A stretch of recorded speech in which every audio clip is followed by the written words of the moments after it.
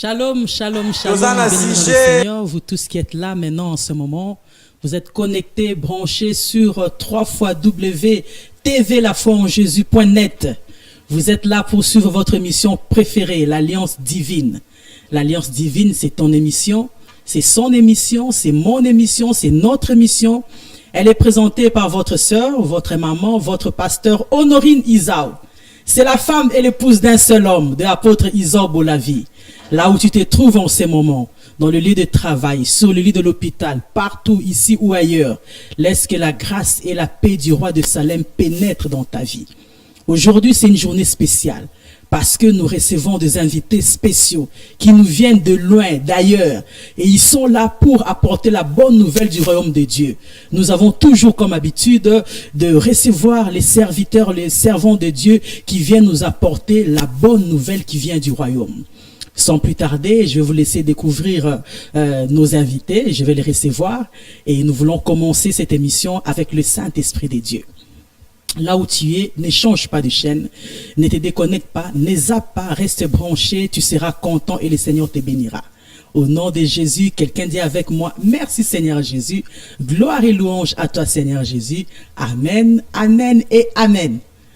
Papa Charles, Maman Chantal, je suis honoré de vous recevoir. Bonjour, soyez les bienvenus dans cette émission l'Alliance Divine. L'Alliance Divine, c'est l'émission chrétienne qui a pour habitude de recevoir les éminents hommes de Dieu, les éminents servants de Dieu que vous êtes pour nous apporter la bonne nouvelle du royaume. C'est pour cela que nous vous avons invité et nous sommes honorés de que vous répondez à cette invitation. Laisse que le Seigneur soit béni. Je vais vous laisser peut-être dire un petit mot, vous présenter, vous adresser à quelqu'un peut-être qui ne vous connaît pas. Il y en a des gens qui vous connaissent, il y en a d'autres aussi qui ne vous connaissent pas. De dire un petit coucou, un petit bonjour et puis nous pouvons continuer notre émission. Papa Charles. Merci beaucoup pour Amen. Cette invitation, Maman Ono. Amen. Que le Seigneur de gloire vous bénisse très Amen. abondamment. Amen. Que sa grâce se répande sur toi et sur tout le peuple qui va nous suivre durant cette émission. Amen. Je suis Charles Lessy, pasteur représentant légal du ministère Sur le pas de Jésus. Amen. C'est une église de réveil qui a son siège principal à Kinshasa et qui a des églises un peu répandues à travers le monde. Amen. Là, je suis accompagné de mon épouse, Alléluia. Maman Chantal et Kwamo Lessy, qui est aussi mon adjointe dans le ministère. Amen. Et qui est le pasteur du siège de l'église principale, l'église centrale, qui est à Debonome, à Kinshasa. Amen. Et nous sommes pères d'une famille nombreuse, et nous avons des églises installées par-ci, par-là, Amen. implantées par le Saint-Esprit avec notre collaboration, et que tous ceux qui nous suivent soient abondamment bénis. Amen. Je sais que les gens qui vont nous écouter ne vont pas écouter un homme ni une femme, mais ils vont écouter la parole de Dieu, qui est Jésus-Christ. Alléluia. Donc c'est Dieu qui va nous utiliser comme des canaux de bénédiction pour vous, et soyez déjà très bénis, parce que ce que Jésus fait, ce qu'il dit, c'est toujours merveilleux. Amen. Wonderful, comme le disent les anglophones. Amen. Donc, nous sommes très, très, très bénis parce que quand la Bible dit je suis béni quand on me donne l'opportunité d'annoncer l'évangile. Amen. Donc, quand on nous donne l'opportunité de prêcher l'évangile sur télé, dans la radio ou sur un podium, dans une église ou dans un bus, n'importe où, cela nous bénit abondamment et ça élève le nom de Jésus au-dessus de tout le nom, et Jésus est glorifié. Amen. Lorsque Jésus est glorifié, nous sommes aussi bénis. Amen. Merci. Oh, merci Seigneur Jésus. Tout c'est péliming, papa. Maman Chantal, est-ce que vous pouvez prier? Parce que nous avons comme habitude de remettre toutes choses avant entre les mains du Seigneur. Nous voulons t'écouter, maman, parce que maman sokaye bananzale sili esengwe koti tokomina esengo parce que yebi ke koli essayé ya moto lingi maman yo fungula biso nzela pour makamunis to zalara malamu. Seigneur, tu es Dieu. Toi qui connais toutes choses plus que nous. Toi qui ouvres le porte pour les bien-aimés de tes enfants. Que cette journée soit une grande journée devant tout le monde. C'est une journée de bénédiction, les journées qui donnent la solution à tous nos problèmes. Toi seul, tu avais accepté la croix pour nous libérer. Nous sommes plus esclaves. Nous sommes complètement libérés par celui qui est allé à la croix pour nous. Tu avais proclamé, tout est accompli. Nous sommes prêts et prêtes pour recevoir tout ce que tu avais déjà prévu sur la croix pour nous. Amen. Laisse que ta grandeur puisse descendre sur nous. Au nom de Jésus. Jésus. Nous t'avons ainsi prié et nous disons tous merci Seigneur Jésus. Merci Seigneur Jésus. Amen, amen, amen, amen. Amen. Sans plus tarder, nous voulons écouter notre papa, les patriarches, l'homme de Dieu qui est là. C'est lui qui est assis dans le ministère depuis très longtemps. Parce que bakoko balobi tant moto akala kufi ezali désolant parce que monument de kei, bibliothèque kei, makamba kitoko kei. Mais le roi biso zo profiter de que bazanano. Nzambe na azu bangote. Donc bibliothèque wana okena bangote ko tikala nyosa ana TV la fin Jésus.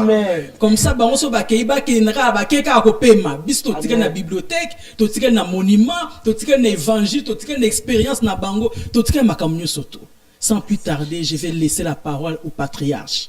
Il va nous annoncer, à même biso sangwa bien. Et si ko zali ko ninga na tezo déjà mai na yo zwa, ji na yo zwa ba chips zwa, tia pembe ni poso ko raté kaka une minute au raté belé. Papa, quelle bonne nouvelle. Ça va. Très bonne nouvelle avec Jésus. Amen. Avec Jésus, nous avons toujours des très bonnes nouvelles. Amen. Toujours. Toujours.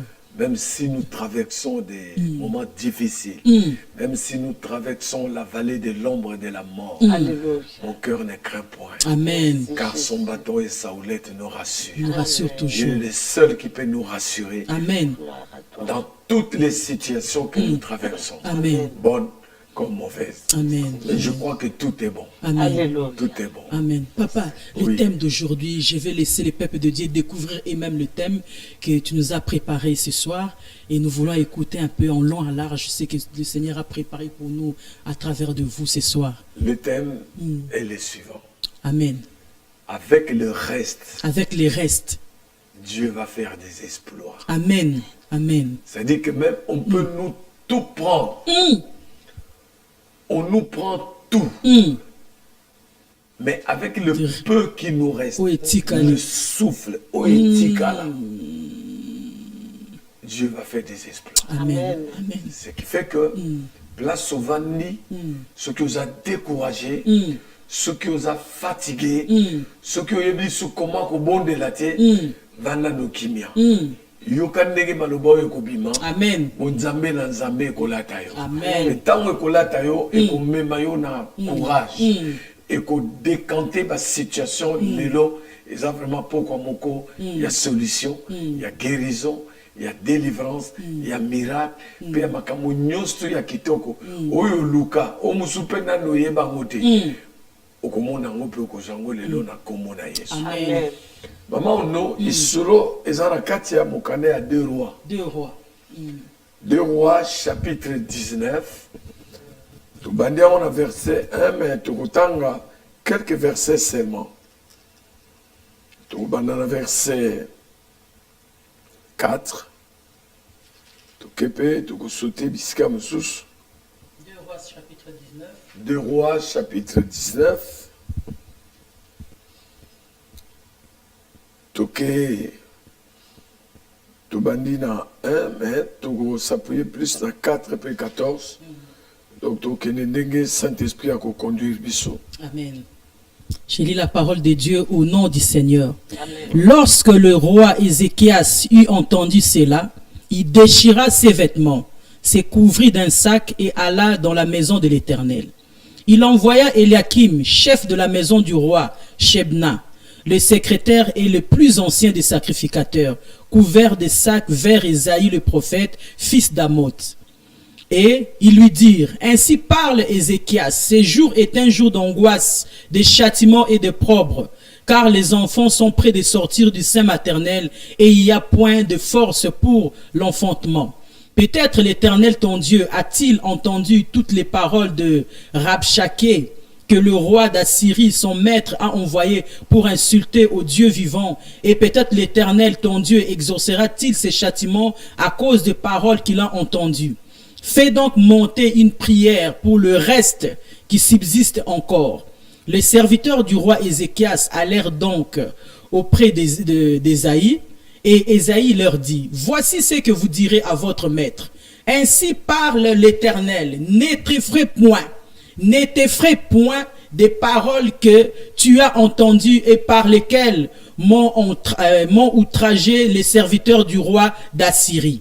Je vais mettre en lui un esprit tel que, sur une nouvelle qu'il recevra, il retournera dans son pays, et je le ferai tomber par l'épée dans son pays. » Rabshakeh s'étant retiré, trouva le roi d'Assyrie qui attaquait Libna, car il avait appris son départ à Lachis.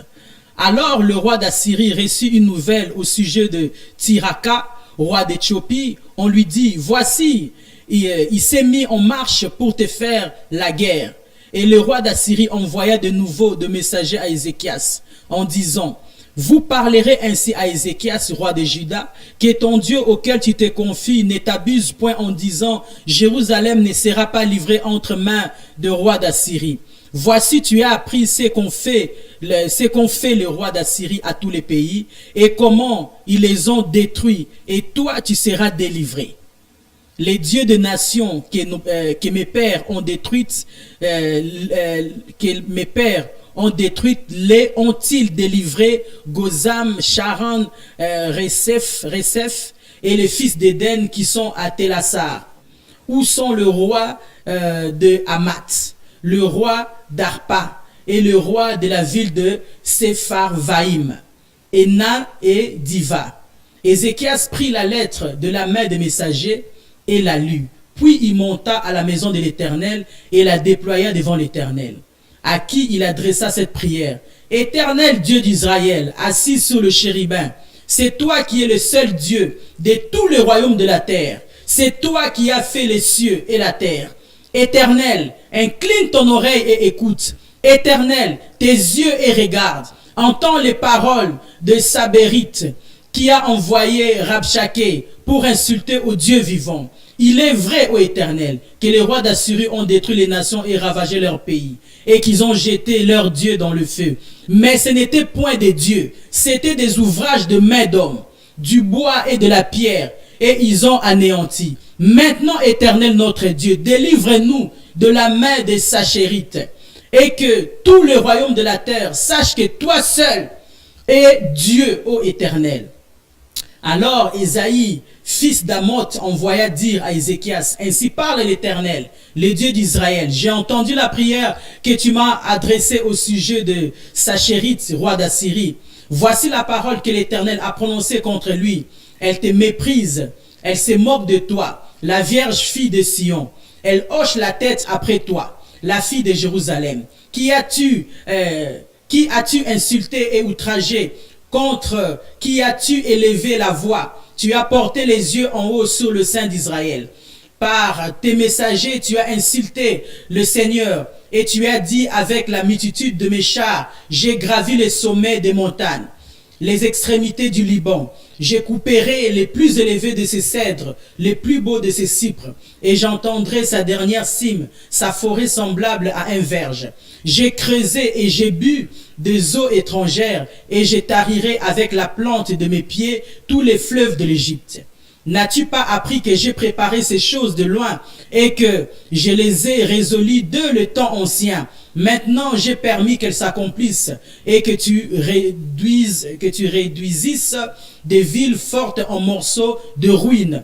Leurs habitants sont impuissants, épouvantés et confus. Ils sont comme l'herbe de champ et la tendre verdure, comme les gazons de toit et les bleus qui sèchent avant la formation de la tige.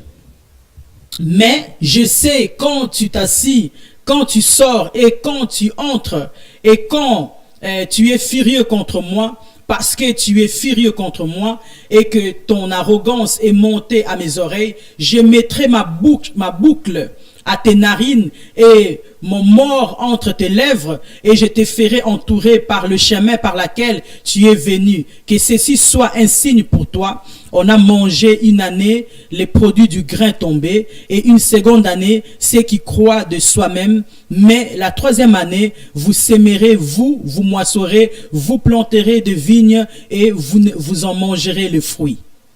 Ce qui aura été sauvé de la maison de Juda, ce qui sera resté, poussera encore des racines par-dessous et portera du fruit par-dessus. Car de Jérusalem il sortira un reste, et de la montagne de Sion de réchapper. Voilà ce que fera le zèle de l'Éternel des armées. C'est pourquoi ainsi parle l'Éternel, c'est le roi d'Assyrie qui n'entrera point dans cette ville, il n'y lancera point de traits, il ne lui présentera point de boucles, et il ne lèvera point de retranchement contre elle. Il s'en retournera par le chemin par lequel il est venu, et il n'entrera point dans cette ville, dit l'Éternel. Je protégerai cette ville pour la sauver à cause de moi et à cause de David mon serviteur. Cette nuit-là, l'ange de l'Éternel sortit et frappa dans les camps des Assyriens contre 85 000 hommes. Et quand on s'éleva le matin, voici, c'était tout de corps morts. Alors Sachérib, roi d'Assyrie, leva son camp, partit et s'en retourna, et il resta à Ninive. On a continué? Oui, 37 seulement. 37, verset 37. Or, comme il était prosterné dans la maison de Nisroch, son dieu d'Adramélec, et Chareser, ses fils le frappèrent avec l'épée et s'enfuirent au pays d'Arara. Et Essar Adon, son fils, régna à sa place. C'était la parole du Seigneur. Nous rendons grâce à Dieu. Amen. Voici les sujets. Avec le reste, Dieu va faire des exploits. Amen. Nous voyons ici le roi Sanchérib, le roi d'Assyrie, qui a conquis tout le pays environnant. Et il ne restait que le royaume de Juda et Jérusalem qui étaient assiégés. Alors il a menacé le roi Ézéchias. Il a menacé et il a obligé à conclure un pacte satanique avec lui. Mais quand il a touché au Dieu d'Israël, il a injurié, il l'a méprisé, il a dit du mal de Dieu vivant, le créateur des cieux et de la terre. Et le roi Ézéchias a déchiré ses vêtements. Il a pris la lettre qu'on lui a donnée. Il est allé dans la maison de Dieu pour présenter, pour lire cette lettre et pour demander à Dieu d'intervenir. D'intervenir en faveur de son peuple. On a tout pris, il ne reste qu'un peu. Et il a envoyé des messagers auprès du prophète Amos, le prophète Ésaïe. Et le prophète Ésaïe lui a dit, cet homme n'entrera pas dans Jérusalem. Dieu enverra un message qui fera qu'il va arrêter sa progression et il va rentrer dans son pays. Là, il va mourir. Je veux dire à quelqu'un, Amen. Peut-être tu n'as plus de paix. On t'a tout pris. Tu es découragé. Il y a des gens qui t'envoient des messages, des SMS, des messages par email pour te décourager, pour te menacer. Il y a des gens qui te font des appels anonymes. Et la situation tout autour de toi semble complètement décourageante. Je te dis, ne te décourage pas. Amen. Fortifie-toi et prends courage. Il y a un homme qui est allé à la croix. Jesus. Et cet homme-là a le dernier mot. Avec ce qui te reste, le peu qui te reste entre les mains, il va changer la situation. David a senti cela et il a dit, non, je ne mourrai pas. Je vivrai. Je vivrai. Toi aussi, tu ne mourras pas. Je vais te rassurer qu'il n'y a aucune puissance qui soit au-dessus de ton Dieu. Alléluia. Le plus petit des chrétiens, le moins puissant des chrétiens est plus puissant que le diable et ses acolytes. Jesus. Sois béni. Amen. Sois béni et fais confiance totale en Dieu. Sankeri va poser la question. Nzambe obozotia confiance à Zanani. Bamoko nyoso na mboto la bazala pe na banzambe. Mais banzambe na bango ba kwea ba seconda bangote. Mino bozotia confiance na Nzambe. Nzambe ni bozotia confiance. Akokwea. Peto ko komisa bino biloko pamba. Banzambe wana baza banzambe te. Mais oui, il y a des affaires là. Nzambe asima likolo na se. C'est le seul vrai Dieu. Amen. Il n'y a qu'un seul Dieu.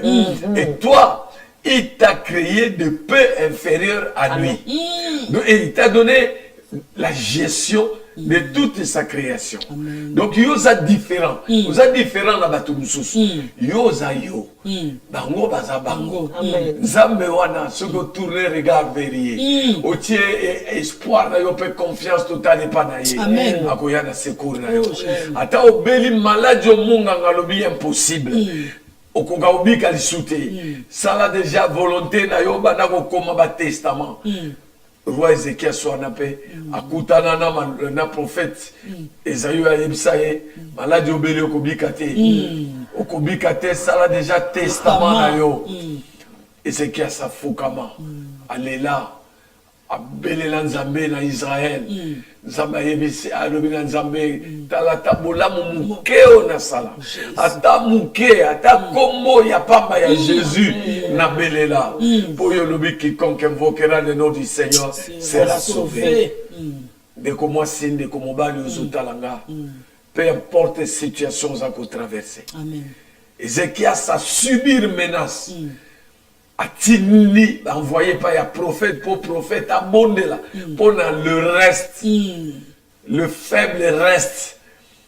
Yé mon copé à Kena temple azimukanda ya menace atangeli yango Yahweh Père bien kolo sunga peuple na yo bana baleli yo sunga Zame kangola bikisa pesa bomoy sala grâce tokoki na bisote tokokite nana kobunda na bajeya ya boye soki yo te Nzambe yo Nzambe na bikamwa kotalika moyo kotalika moyo yo moto salaka yo moto pesaka bombo solution eza na maboko na yo ata mungu nazo paraître vainqueur na yebiso azana eloko te na yebiso akosuka azosuka na nzela lelo au nom de Jésus azosuka na nzela akopusa na pembeni na yo te akosima ni yo ni bana na yo ni libota na yo ni biloko na yo au nom de Jésus to panzi pe misala na ye to bebisi pe misala na ye akozwa kimia te akozwa kimia te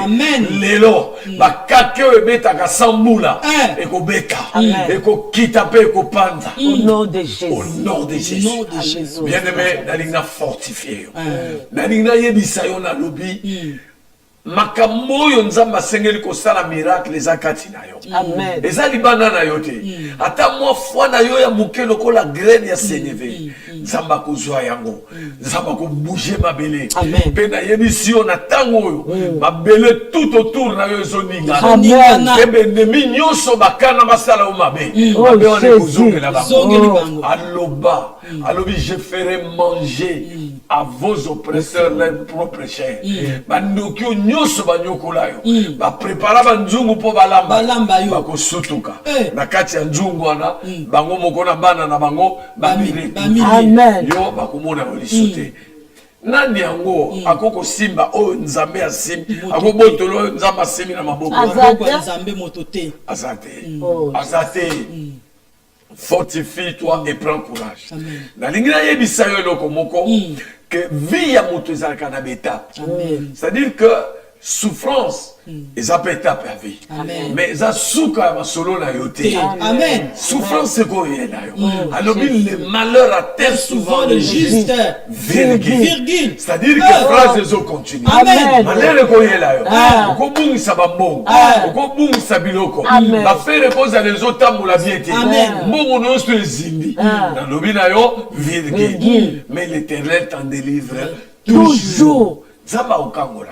Na yebite ndenge ya kosala. Na yebite tango ni ya kobanda. Mais na yebi déjà ozakata masolo. Vraiment solo na nzambe esebani. Amen. Nzambe wana ya bolingo akotika yote. Asala promesse moko. Mais je ne te laisserai point. Je ne t'abandonnerai pas. Voici je suis avec toi jusqu'à la fin des temps. Amen. Na yebisi yo que nzambe wana nga moto na koko yebso na kotika yote. Mais na okoma un certain moment na za limité. Alembi. Lelo ko na lakeli yo moyen na pesa yote po na za na ngote. Mais il y a zanga kate. Il y a kele rakate. Puissance les a sans limite. Celui le créateur. Azaka yesel. Seul vrai Dieu. Onyo sa simi na maboko na ye. Utakombo esimbaka. Ya nanzambe shwakate. Esimbaka. L'échec n'est pas le dernier mot de Dieu. Attends le nombre qui kuna yo échoué vanda no kimia. Reprendre nzela. Aboye support monsieur za polele. Tango yo kolanda porte wana. Ata ezala ba kurbi. Yeba suka nango yo za molongi. Amen. Tozali balonge. Tozali balonge. Ibanda na Yesu kufa. Amen. Ibanda na Yesu kufa. Na yebisio libanda na Yesu eza kufa. Amen. Ye nani yango akomenase pe mettre fin na vida. Nani? Nani yango? Auti wapi? Nani akela yi? Aza ekelamu. Or, Bible yebisi biso. Na psaume 8. Na se lobi na biso. Il nous a donné la domination sur les œuvres de ses mains. Amen. Donc biloko nyonso nzamba sala apesa biso domination sur rien. Toko komisa ngo ba marche pied na biso. Automate. Bako ndima tenzambe na biso azamba kasi ndengeni. Faut to passer dans un moment difficile. Faut to passer dans un moment ba komo tuna wapi nzambe na biso. Wapi nzambe ba Bible obo simba na mapeka tous les jours. Na ba sac mokenda ka église tous les jours wapi ye. Aza wapi aza nete alemba sala kate. Amen. Baloba na bango. Po ba ko changer masolo. Kaka ba oyo wana ba sekaki. Kaka ba oyo wana ba chola yo. Ba ko bete no mamu. Amen. Ozana tino mi justifier. Talaka l'homme de Galilée. Talaka ndenga kenana croix. Tango aloba na croix tout est accompli. Maman Chaka. Les agrave. Les agrave. Yebike ozana mo eloko moka ko bakisa. Oh. Tout est accompli. Amen. Pour te yebisayo, les derniers mots m'appartiennent. Amen. Peu importe ce qui peut t'arriver dans ta vie, ne crains rien. Mets seulement ta confiance à l'Éternel. Amen. Car c'est lui seul qui est capable de venir à ton secours. Amen. Ah, Nzamba Zamalam. Et si vous avez la lingo, Nzamba Zamalam. Nzamba Zamalam. Oh, yezo tungisayo sikoyo. Po ya lobi na loba moko te. Bele la ye. Tango akotele malobi loba moko. Akokanga minoko batu nyonso. Pe bakoyeba kozana Nzamba makasi Pasteur Charles. Oh. Amen. Azakitoko. Azamalam. Azamalam. Ce qui a côté likamona yo. Akendaka na ngoti na suka. Amen. Azanzambe ya ba œuvre na chevete. Jamais. Tango bandi akendeti na suka. Ata batu nyonso bamoni ke yo osili. Ozali suna ici ya kobimate. Na suka mon rédempteur est vivant. Il intervient dans les derniers. Mutu moko ko mbundisa nga pe alonga azate. Azate. Jamais na kopé. Jamais na koéchouer. Pena yebisio oko échouer te.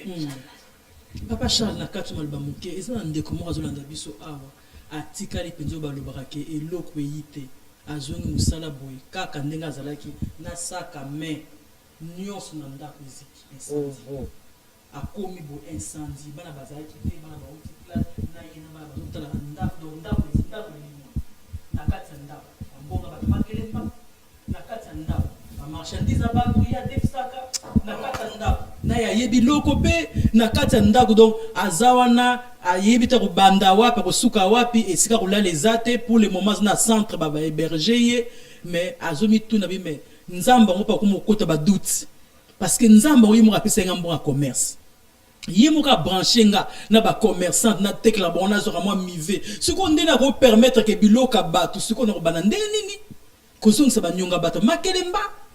Donc azo yo ka ona ngonga o na ebite source na momo ko loba na ina ngonga o mama wana vraiment asuki nga bina na za réponse te zela OK Pasteur Ono papa Bible yebisi biso na mokanda romain que toutes choses, toute situation, toute circonstance concourent au bien de ceux qui aiment Dieu.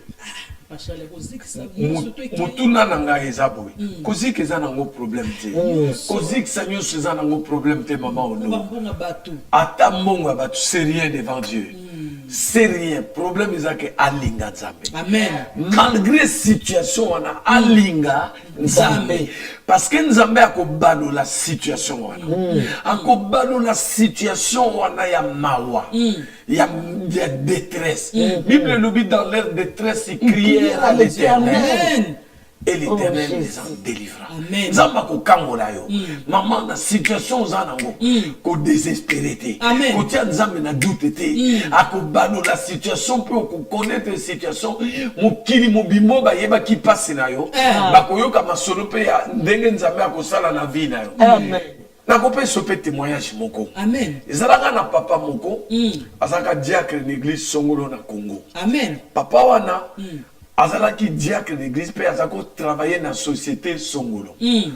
Papa on appelle ça dîme tous les jours d'église. Papa on appelle ça offrande. Et en plus offrande à soutenir na misala ya Nzambe. Amen. Sikoyo abimi à jure retraite moyen à travailler le soutien, bah, payer des comptes finaux. Dans aussi des comptes finaux. Oh, et Belé, Taraka Congo, grande puissance.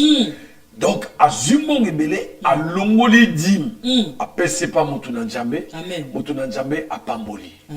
La ligne yebisa maman, qu'on découragé était. Avec les restes Yozanango. Pourtant, on va yibi, ba zigisi tout. Nous autres, zikate. Amen. Nzoto etikala mayele tikala mayele pe etikala bongo pe ezosala ata ogangi motema ezali nzambe wana alobi na yo motema na yo evanda kimia talela yawe papa wana aye komona pasteur apesi dim apesi mbongo mpona kosoutenir l'église azwi mpe mbongo etikali abi pasteur nangi nasala commerce na somba Mungu anake noteka na frontière ya Angola parce que kuna penze zotekama makasi Angola zangia parce que abondeli pona mbo papa on sombi Mungu ebele atonsi camion ni Mungu munene plein économie nyos azaki na ngona de compte final nyos. Donc mon temps son attangeli au maman. Ata o yali kelema oneza eyate. Et pour ça na tape menité. Azu camion na batuni amusala bake. Oyebi na ba moka na biso za ba pombo seza ya nzete. Batie moi nzete mi balé to misa to na droite, misa to na gauche, bongo mutukeleka. Papa na kenda. Amema ba mungwa.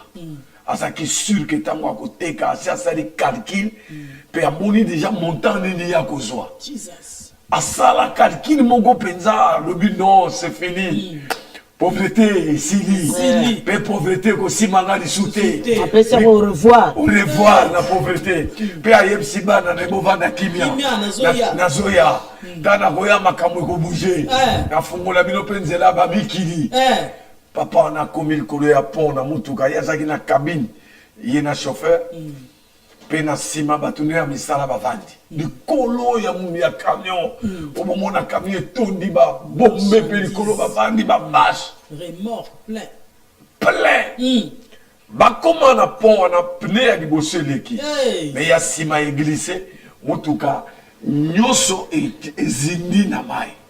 Oh Nzambe. Ouais, l'état pas zone sera gloire à batute. Eh, Nzambe ngolo esunga. Alléluia Nzambe lo bisalanga bola Nzambe. L'état n'a porté plainte. N'a porté plainte contre Nani. Contre X. Nzambe dans la situation mongo na pesa kadim. Na pesa ko offrande. Na soutenir misala Nzambe.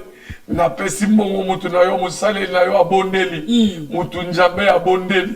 Pourquoi makambo boyelinga? Papa Charles, on a poto boy tam sous pasteur na kota loge, pesa normal. Oh maman, même c'est ça. Ah, kuna pesa bon. Oh maman, makambo simbakate. Kama makambo obonel pe makambo ekese apparemment esimbité. pasteur on a problème. Mais bango bazoloba po oyo bazomona. Bongo ebombami derrière yango. Jesus. Oh nzambe na bomoi. Makambo so nzamba permetaka pasi na vie ya moto.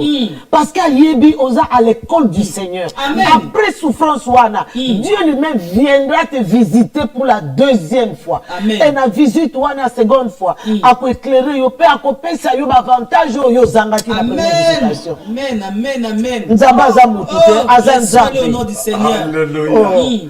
Maman, papa wana alela nzoka. Tango camion ezini, na mouvement wana, vélo ezali likolo ekoi, na mabele. 3 sacs. 3 sacs. Sur les milliers de sacs. 3 seulement. Et tikala ekoi ape na mabele, terre ferme. Moutuna musabi patron misato etikala. Tala colère. Moutabungi ici ba milliers de sacs. Ba bongo économie nyonso ekei. Économie nyonso na décompte final ekei. Ben, il faut se déployer durant toute sa vie pour préparer la retraite.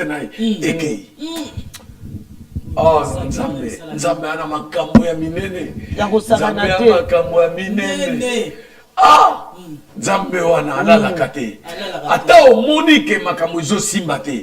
Meka lisusu ekosimba. Ekosimba. Mama Odo, papa wana a eu courage, a eu vélo, a eu si batuna misala batia, 5 misatu likola vélo. Amen. Azaki pepe men na frontière, côté à Bachika wana, c'est gazo kita. Dans zo kita muni ba camion yinda et tonna na ba mungwa. Alela lisusu. Na sali nini? Na sali nini? Ah! Pasteur a sa prière, il a bien fait. Pasteur, c'est que ça n'a pas la poison pour zongela ye. Maman. Pour tout bazongela. Pagano magangi maman. Na ba yanke ba book église. Oh, malobi pasteur wana za pasteur mabe. Asimba, azana monde satanique. Ayeko yibelonde ba chance. Nzokande sima na pasi wana. Avec les restes. Avec les restes. 3 sacs. Azokita ngomba. Amoni maman moko ya mobange angolaise. Avandi na kwena ye à part. Asali geste na maboko yaka. Viens. Et il est descendu. Tant wa quitté akutana maman. Abi etikali ka basako na moni ko la vélo. Abi yango. Abi memango. Yaka na basako wana. Na ko somba. Na pe sombo. Ko delate. Nzamba ko sala. Amen. Papa on a dit, est-ce que moi sur mon bangi ou bien est-ce que y a cause mbongo ya ko somba ta 3 sako est-ce que makamazolo ba ya normal est-ce que makamazolo beza normal oui puis les hommes regardent à l'apparence extérieure. Mais Nzamba tala makambo ebomama. Makambo ya kati. Amen. Makambo ya sika. Makambo ebombami. Mutu mo ayebi avenir no azate. Même le diable azo combattre yo. Ayebi avenir te. Maman, place oza wana oza na foyer ko banga ti. Nzamba ko tombola. Nzamba ko sa makambo minene. Amen. Landa suka di solo pe ko mona ke makambo ya grave ezali. Atika jamais batunai. Ata obandi prière lelo mawana ezali kolona. Amen. Maman, papa wana ke akiti na basak de misato. Apesi mama wana. Na doute na motema. Atali apparence ya mama. Tindaki otiola mutu to nini? Mama bengi yaka pembeni posa. Akameza ki wana eraya somba ki kuna tepona. Asomba ki kuna tepona ya kuzanga ya 3. Abimisa na songi ya liputa. Oh, mwa koli moko. Apesi ko fungola ngwa te. Bako salo mabe. Maman. Monoko ya mpaka elumaka. Mais makambo ya simba pe ayebi akoko communiquer yo. Pour changer vie na yo. Amen. Maman, azua akei ayoki lokwa diarrhée kangi. Est-ce que na boaki sakata misato ekepa mate eloko nini mama oya kopesa ngai ya malonga atala sima boye mama wana azali sute asiakei apusani azoka libungu nene telinge kule akoti zamba likolo ya ngomba ezokita te azosumba te azokaka libungu ezobuyone na kati ezotia makelele émotion stress ezuye alobi tika na fungola afungoli liboke afungoli somo esali Ata la kuti diamant mon gars, il y a 18 carats. Jesus. Diamant bleu. Il y a grande valeur. Ouais, c'est un Titanic. Maman, saumon, Ouais, tout le monde a un Titanic. saumon. On est quand même, il y a Titanic. A Fukama. A Tombola Maboko Likolo. A Kumisa Bonzame na Yesu. A Tatola Munene na Nkolo. Alobi Moko a Kokadi na yo azate. Oh maman, combien de camions à Bamungwa. Na camion Moko, il y a perdre plus de plusieurs milliers il y a ça qui a Mungwa. Mais avec le reste. Jesus. Avec le reste. 3 sacs. Oh Jésus. Ba somango na troc. Ça y va passer mon mais oui, Jésus n'est à l'attente de ta maman. Oh maman. L'apparence n'est toujours comme petite sortie de Jérusalem, quelque chose de Nazareth, quelque chose de bon. Et puis ni éclat ni beauté au combien de mi basse baboya mi balé ah oh azaki na forme était mumba fu manœuvre le mabe atiki na ye ayoka boa comme un grand homme d'affaires. Voilà, avec les restes. Jesus. Papa na fukama akumisa nzambe na mwa mbongo ezaki na poche na ye afuti ba travailler ticket bazoli abosani camion na mungwa. Bon plainte na l'état pour oh exacté azongeli pasteur mais déjà ma solo c'est comment na kananga babani ko seka déjà pasteur babani ko menacer pasteur na ba oyebika batuana non pasteur yo za sérieuté yo konta baloge yo simba oyebi chance ya papa wana ya mozo fula pasteur so papa wana situation de bongité yo ko kufa Jesus. Papa wana bimela pasteur boy poisa pasteur alengi abani ko raconter pasteur c'est pasteur azo dévancer Amina Salini Nzambe. Zamena Salini Kai. Puis j'ai fait papa le kimia. Dit talala. Zala kimia. Yoka suka masolo. Jesus. O yoki début. Mais yoka suka masolo. Maman. Na yebisa auto zana foyer. Zela suka masolo. Suka masolo. Na suka masolo tu es plus que vainqueur. Les ténèbres ne régneront pas toujours. Et ça, l'air mouké qu'on règne, l'air moussou, il faut ici là, pour te gloire en Nzambe, ou ya Kamusa, et lui manifester na katina yo. Oh, Nzamba, Nzambe. Nzambe. Nalobi na diable stop. Nalobi na bajan satanique stop. Nalobi na bandoki stop. Lelo mokozanga kimia. Amen. Onyoso mosala mabe, baluke libino. Mokozanga kimia. Pas de repos pour les méchants. Amen. Et si Kozalina kindoki na yo lelo na arrêté au nom de Jésus. Na tineli okake. Amen. Kake ozangi mula. Pe okotimate okende wapi. Okende likolo nzambaza. Okita na senzabaza. Na kati ya mai azali. Likolo nzete azali. Okende bo mama wapi. Na lobi stop. Pe na pesio mitindo. Flèche ya Jésus. Na zotine la yo yango. Avec des dégâts au nom de Jésus. Na yo na ba associé na yo. Et bébé limino de au nom de Jésus. Nazo détruit. Oh nyonso yo mona lokola bomengo. Pe okotika maboko pamba. Okozo repote na buki makolo na yo. Na buki miso na yo. Na buki maboko na yo. Au nom de Jésus. Au nom de Jésus. Bileki yo bikoki osuki. Osuki. Jesus. Oh Jésus-Christ. Ozamala. Amen. Papa wana yo komona pasteur. Tango asolo na pasteur abina pasteur. Yo mutu yebi chinchasa. Yebi chinchasa. Tali banga nzambe na yo apesi. Tuki ni chinchasa lobi. Tuki ni toteka uza 10 na yo ya munena. 10 diama. Ya munena kaka lobi. 10 diama. Diama. Si ba ya ke penza tokotina ba moto te akake penza ba ya ke ba menacer wana. Tokotina ba. Tozotina ba. Amen. Ba yo kana soka lisori ya témoignage. Papa na ke na pasteur. Bake ba tamboli na comptoir à Kinshasa. Ba teki diamant wana na plusieurs millions de dollars. Oh, papa Zindam, alongoli indizia. Apesi mutu na nzambe. Oya yetikali, asobi mama pa, asai ba faire. Lelo na zoyebso, c'est un grand homme d'affaires. Amen. Donc, avec le reste. avec le reste. Dieu fera des exploits. Alléluia. Tant que Bakati au Moutoute, respectera pe misala nzambo zo sunga za niveau na yo. Ozo sunga. Ozo futa ba niveau na yo. Pesaka Badi. Pesaka Badi. Dis-moi dans Zambali à Kangote, il consomme ta foi. Amen. À mon confiance au PCI et au PCI dim, au PCI, offrande, au soutenir pe misala dans Zambé, il y a Zomona. Azana banque où ça la faillite. Banque na pesa ka mongo izana RT. Na ba banque où ya poto pe Afrique, izana ba l'heure d'ouverture pe heure ya fermeture. Maman, même ba miro yo ka temporairement izana. Voilà. Mais wana ya Zambé, izana limite. Ils ont un commencement, ils ont un soukate. Et ça, la faillite, c'était.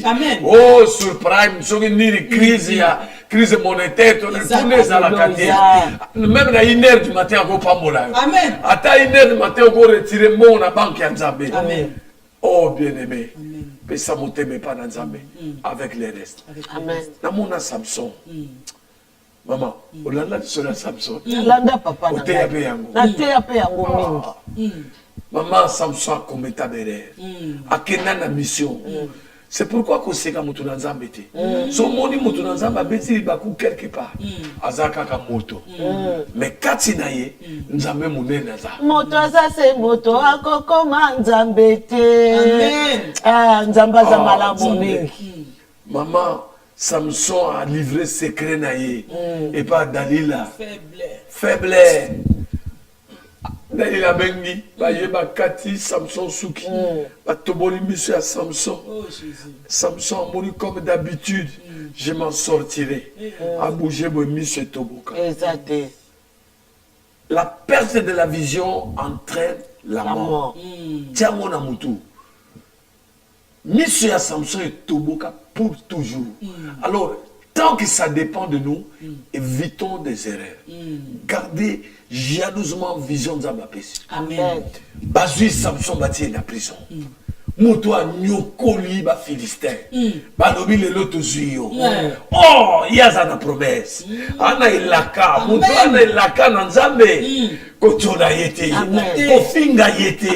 Ata ozomona makambo simate un jour ekosimba. Ekosimba. Merci Jésus. Bâti Samson na prison, ba nyokoli Samson. Alexis Maboko na mutu à comprendre que ce qui est comme Kokola. Bango ba yebate. Que secret à Samson. Ezaki na suki. Bakati suki ya liboso. Mais après kokata suki mususu et botami. So ezaki na époque siko ba rocha ba laser ba ba nini nyoso to ba ebota suster. C'est ça, mais attends, maman, attends laser eza. Nzamba toujours na ba miti système. Amen. Ana ndenge mususu ba zara mibali ba koma basi ba tsa ba laser même ande fi bimali susu te komika fi. Ata batia mo. Ata batia za pe na batu musu batia ba laser ba eshua na bango. Bebe mama ba cancer. Ememi ba pe na makambo susu. Oh, Nzambe soka linda ko sa plan na ye a disposa ka ba kambo musu même be ennemi. Amen. Aïe aïe aïe. Bakokoma ba serviteur pote na ler wana plan ya Nzambe ekokisa. Kolo sunga bana balelio. Sunga. Eh Yahweh. Eh Yahweh. Ata bachola yo. Fortifie-toi et prends courage. Amen. Ata au perdre tout. Samson na kati ya prison wana ba décider ba binisa Samson ba binisa Samson avant ba bomaye. Or ba yebi alliance ya Samson na Nzambe te. Na kati ya prison Samson a simi muto alobi na Nzambe. Souviens-toi de moi, ne fût-ce que cette fois-ci. Amen. Ne fût-ce que cette fois-ci. Avec monsieur c'est tout. Nzambe akoka kobikisa miso des hommes. Amen. Mais à mon avis que non, mission Samson et c'est abimisi Samson, ba exposer Samson pour ba sambisa Samson. Yonani pour sambisa. Oya Nzambe. Yonani. Tala mutu ya yokela mutu azocholo mawa. Amen. Mutu azosambisa wa azane l'autre aza marche pied na yo. Amen. Barayeri na yo, mokeri na yo, kochola na yo, nezo pousse yo mata. Amen. Aza escalier na yo pote yo mata. Aza escalier. Ako beke na yo maboko. Amen. Ako yepa na yo koluka seku. Samson a tellement na kati ya stadium batu tout ba presse moka mobimbe koti mutu moko échappé na ba invité ya ba moka mususu non nzambe amayele aza bien maman tala que Samson miso ezate mais à sentir que ba poto mi ba ezali oui yango nde simina kwa donc ayebisi mutu aza pembe naye. Non, Satan a un côté. Satan a zoba. Zoba et l'autre côté, il zélo. Zélo. Abi permettre na simba banjeti pour na bien. A simbi. Bakoye bayo tegeninye. Ozali nzambe osalaka.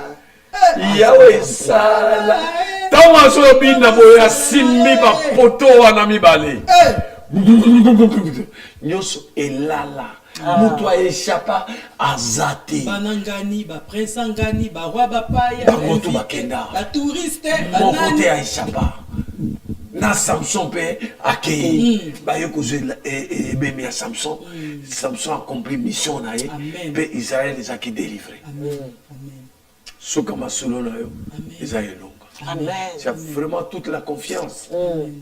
Et pas dans ça. Amen. Ata apparemment aux hommes rien. Ko dicter nzambe nzela ya ko salate. Yo présenter seulement problème. Mais ça na confiance que akosala. Au-delà ya imagination na yo. Amen. Au-delà ya oyo za ko senga. Au-delà ya oyo za ko espérer. Nzambe munene. Aki kobota matin na maternité aki kobota na crèche ndako ya bibwele etika bibwele lemo na kalolemo esika ya bosoto ye nzambe aki kuna pote yo bota na maternité ya kitoko ami komi si pauvre pote yo okoma riche eloko ngoni ko kabulo na Yesu eloko ezate tika baseka tika bachola tia confiance pas na nzambe dale la kaye nana tale la kaye swe na yebi akobwa kisanga te ya na talela ka Yesu talela nzambe wana mutu ayebi bolamu na ye aye azate dans chaque personne a une spécialité ya muro ya manifestation maman bandi na poto na croix ya flagellation et tikali quelques minutes à qu'un enfer a eu grâce à l'obéi Seigneur souviens-toi de moi mokolo na koya babeta maboko sete babloka maboko babloka makolo il lui restait la parole que moi souffle ya vie ezala et ya souka wana Seigneur souviens-toi de moi quand tu viendras. Je suis pas ici. Non, quand je viendrai. Ce soir. Lelo. Lelo. Lelo kaka. Nazokende yo pokei. Na yebisi yo lelo. Lelo. Nga nazokende na yo. Amen. Lelo. Lelo. Yesu azomata na yo. Lelo kaka. Lelo. Yesu azotambola na yo. Lelo. Azopasola nzela. Jesus. Ata kati na mai. Akopasola. Lobite. Ata likolo ya ngomba. Lelo. Mokomata. Amen. Otali pe ngomba. Sekure ko utela yo. Nani na yebisi ici kozali. Tu as toute la confiance en Jésus. Amen. Avec les restes. Amen. Samson, tobola ki miso me bakata ki mutute. Yo pe oza vivant. Au Congo yoko, ozana mato ya koyoka. Ozana miso ya komona. Ngayo nazali boso na yo. Médecin yebisanga dans 3 mois. Tu vas mourir. Parce que malade on nazaki nango. Muto akoka ko bixanga zate. Docteur alobi to moni malade. Mais to moni place to bixa yo te. Kisi ya kopesa yo ezate. Papa, ozo yeba lisusu. Bonga babaki nanga dans 3 jours. Dans 3 jours. Dans 3 jours. Awana hôpital ya Fontaine na Paris. Aïe aïe aïe. Nzamba za bien. Zamba Nzamba za bien. 3 jours. Osokufa. Bité. Bimise na nga mwasi abima l'hôpital toke. Signé mikana bina o signé te. Abi nzambe sima mitema na ba. Amen. Il peut asali même prier. Maman 3 jours to bimi. Bato balobaki akokufa. To bimi. Bamoni ngandele na zotambola. Bamoni ndenga zotambola. Te nzamba za bien. Amen. Nzamba za bien. Toyo kozonga après 2 semaines. Na ba kolonda ko iska to vandaki. Te ba tatoli ke Yesu azamata. Azanzambe. Yango nazoloba na moto azolanda biso. Yokani so komi na suka. qui nous suppose ici les impossibles. Ça c'est le début. Le début des grandes choses parce que Dieu veut agir maintenant dans ta vie. Amen. Au commun n'attend soukate parce que l'yo basuke zana nzambe zana yote. Kati na yo na bondelio na kombo na Yesu. Zala na confiance que l'Éternel viendra toujours à mon secours. Amen. Et l'Éternel ne me lâchera pas. Aza nzambe. Oya sala ka pe akosala toujours kati na yo. Donc maman ono. Papa. Donc on a besoin d'un mbonga makelema. Bazui biloko tout. Ndako eziki. Satan mutu asaliti. Mais nzambe abombeli mama wana. Au-delà, même ngana yona maman Chantal, qu'est-ce que Dieu va faire? Mola mona yeza est belé. Non esilité, peut pas miracle esilité. To éviter sikani akobandela, ni sika kosukela. Amen. Mais tu as vu que akosala bola. Amen. Gloire au Seigneur, gloire au Seigneur. Zamba pambola makumisama. Mais na ba ndeko moko yo komaki na suka c'est le dernier mot. Maman lobi aloba ki tout est accompli pour dernier mot zalande na yote. Et si ko zali ko bungi se likiate. Yo linga e kaka. Ata ba moni ozo ba linga e kaka. Pour tout sika ba ba loba ba bisi biso ke ba ngof ba lobaka. Po biso zo moyo ko mata. Ba lobi to wole ko tika ozaki na besoin 100 000 tika na 100 000. Ba ko ba ko maintenant 1 million. Tika ba ngo escalier ko loba yo mata. Nzamba ko sala ya ko kamwa, nzamba ko sala minene, nzamba ko sala o yo moko ko même pas ko imaginer que nzamba ko sala. Amen. Papa avant de clôturer, to ko sunga mutuma li mondeli. Comme ça to clôturer émission na biso. Et papa on promettre biso que nzamba la sukate, mbala sima oya li sous na émission Alliance Divine. Maman la foi ezozela bino. Vraiment les bras ouverts maloba ya boy et pambola li sous bande ko na mbala sima l'air bokozonga. Avant to bondela. Na lingne bisa balandi o bazoyoka. Amen. Que émission ya Alliance Divine. Amen. Ils appellent l'église nango. Amen. Divine Alliance. Amen. Donc mikolo yokuna bonzambe plus. Amen. Donc baya. Amen. Baya Olandi émission Luka Esika maman okopé sa biso adresse. Sa adresse Tozalina forêt commune à forêt na Bruxelles avenue Van Voxem numéro 400. Tozali papa couple les bazna biso encore toute la semaine week-end au bazna biso na église le 13 le 14 tozana bango na Divine Alliance et puis tozana bango na Divine Alliance na Liège na 286 avenue de Tongres na commune ya recours na Liège. Tikati nzamba pambola bino. Nzambe wana. Amen. Akosala. Amen. Akosala. Amen. Mama nganga. Okomema biso na libondeli. Nganga na Nzambe. Amen. Et ça sanyo sur monde ya ténèbres. Basika. Moto. Bazotungisa ka biso tozola la kimiate. Kimiate. Olali mo inetola mo kikoshema olali boye muloko mo étouffement. Fika biso tokolala bien. Bango bazanga kimia. Amen. Balala soute. Timbo yezo koya pour. Timbo kolo yeso koya. Bakufa pété. Bakufa. Bamona ebandeli. Mais bamoni suka na biso te. Bamona ya. Bamona pe suka. Suka wana na gloire ya Yesu. Amen. Nzamba za bien. Oh Nzamba. Oza malamu mingi Nzambe na bikamwa. Osala ka nyonso pona kolakisa moto ke le dernier mot t'appartient. Amen. Éternel notre roi. Yo moto yebi ko lokota bato ba bwakama. Moto ya komi na suka lobi aza sous l'espoir te. Mais yo komi espoir na yepe opesi victoire. Éternel na bénir yo parce que yo kaka kolela bana na yo. Osala ka pote gloire ezongela yo toujours. Na pokwa lelo to na tongo na beleli Nzambe na bilembo. Kota na bandako bato bazone.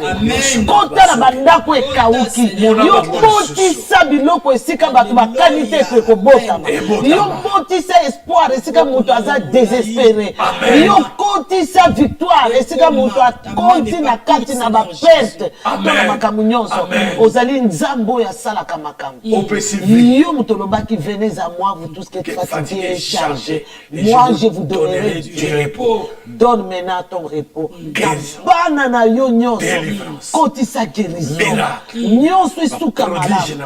Emonisa.